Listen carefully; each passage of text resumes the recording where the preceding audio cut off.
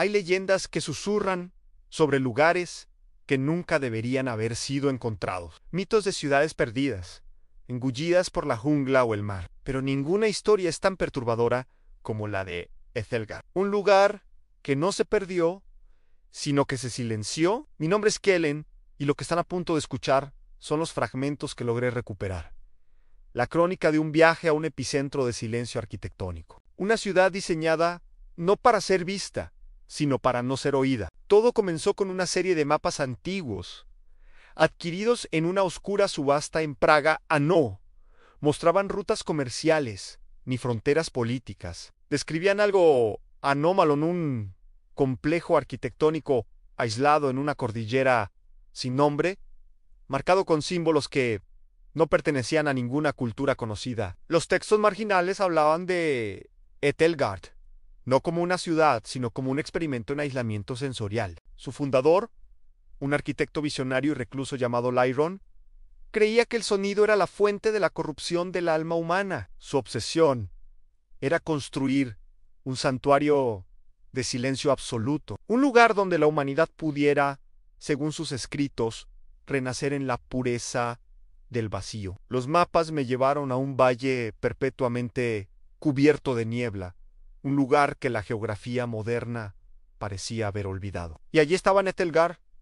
Las primeras estructuras eran desconcertantes. Las torres se retorcían hacia el cielo como dedos artríticos, construidas con una piedra negra y porosa que parecía beber la luz. La leyenda decía que Lyron descubrió un mineral único en estas montañas, una roca con una capacidad casi perfecta para absorber las ondas sonoras. Con ella diseñó una ciudad entera como una gigantesca cámara anecoica. Los pasillos no eran rectos, sino que formaban espirales descendentes para atrapar el eco. Las plazas no eran abiertas, sino cóncavas, diseñadas para que cualquier sonido muriera al nacer. Se dice que los primeros habitantes de Ethelgard fueron seguidores devotos de la filosofía de Lyron.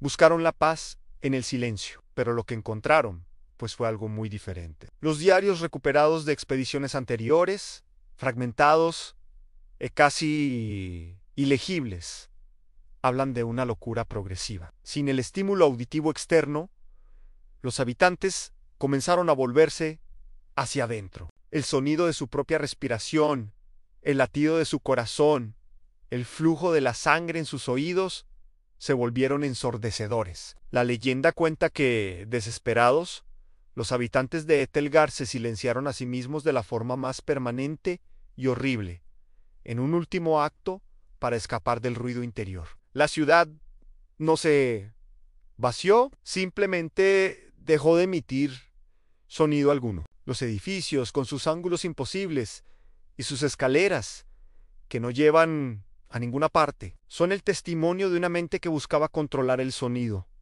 pero que en su lugar desató el terror del vacío.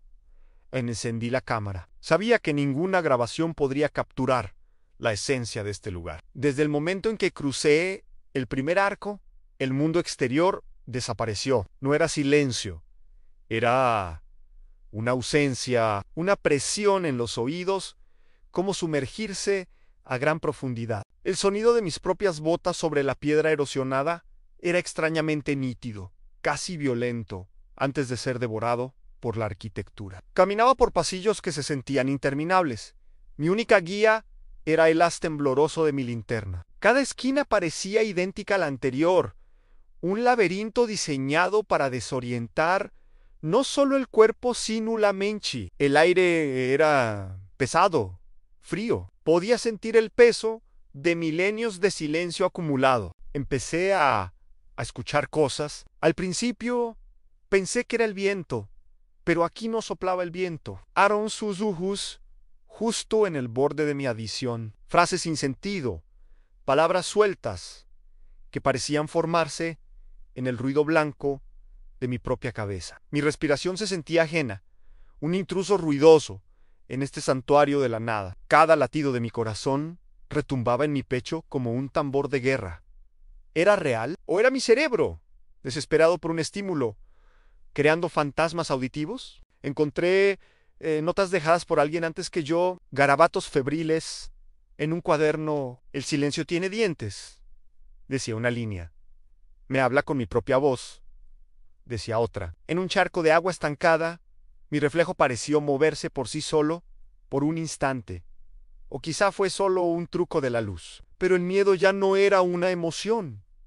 Era el aire que respiraba, seguía avanzando, atraído por una fuerza que no comprendía. Los susurros se volvieron más claros, guiándome hacia el centro de la ciudad, hacia el lugar que los mapas llamaban el corazón silente. La arquitectura se volvía más opresiva, los techos más bajos, las paredes más cercanas. Pasé junto a estatuas erosionadas, sus rostros congelados en gritos silenciosos, con las bocas abiertas hacia un cielo que no podían ver. El terror ya no era psicológico, era visceral. Sentía como si las propias paredes me observaran, como si la piedra porosa estuviera respirando conmigo. Mi linterna parpadeaba, el frío se intensificó. Sabía que estaba cerca. Sabía que estaba a punto de encontrar la fuente de esta locura, el epicentro del experimento del Lyron.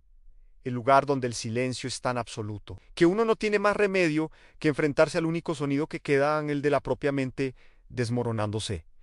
Y entonces la vi, una sala circular perfecta, monolítica, excavada en el corazón de la montaña, en el centro.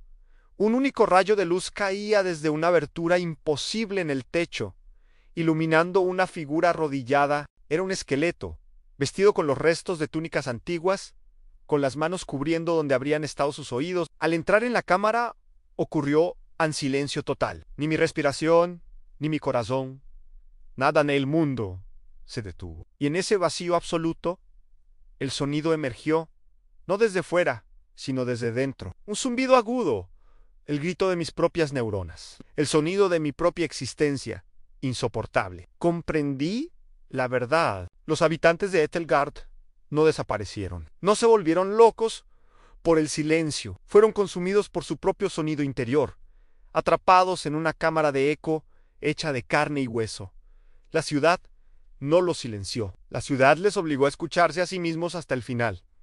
Conseguí salir a... no sé cómo. La grabación de la cámara se corta abruptamente. Lo que recuerdo son imágenes borrosas, el eco de mi propio grito que nadie, ni siquiera yo, pudo oír. Regresé al mundo del ruido, pero algo de Etelgard volvió conmigo. A veces, en la quietud de la noche, todavía siento esa presión en los oídos. Todavía escucho ese zumbido bajo, el sonido del vacío. La leyenda de Etelgard no es sobre fantasmas o monstruos. Es una pregunta. ¿Qué tememos más? ¿El ruido que nos rodea o el silencio que habita dentro de nosotros? La ciudad sigue allí esperando en su valle brumoso un monumento a la idea de que el verdadero terror no es lo que acecha en la oscuridad, sino lo que descubrimos cuando todas las luces se apagan y todos los sonidos se desvanecen. Quizás algunas puertas nunca deberían abrirse y algunos lugares es mejor que permanezcan perdidos para siempre. Gracias por acompañarme en este viaje. Si estas historias de lo desconocido te intrigan, suscríbete y activa las notificaciones. Hay muchos más secretos por desenterrar en las sombras. Déjame saber en los comentarios qué piensas sobre Etelgard. ¿Te atreverías a buscar el silencio absoluto? Hasta la próxima vez, suscríbete.